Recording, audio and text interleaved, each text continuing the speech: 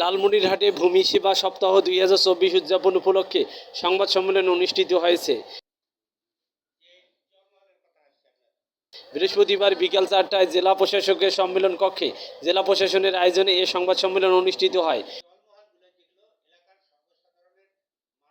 জেলা প্রশাসক মোহাম্মদুল্লাহ এর সভাপতিত্বে মাল্টিমিডিয়া প্রজেক্টরের সাহায্যে স্মার্ট ভূমি সেবা সম্পর্কে অবহিত করেন অতিরিক্ত জেলা প্রশাসক রাজস্ব TMA মমিন।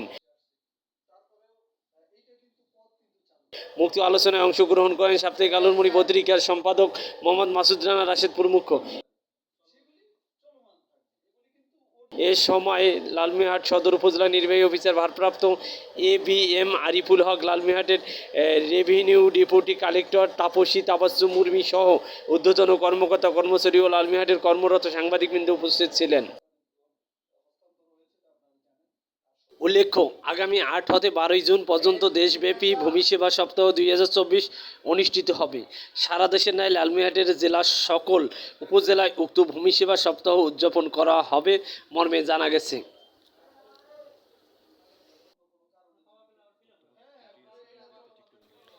MR রাশেদ, লালমনিরহাট।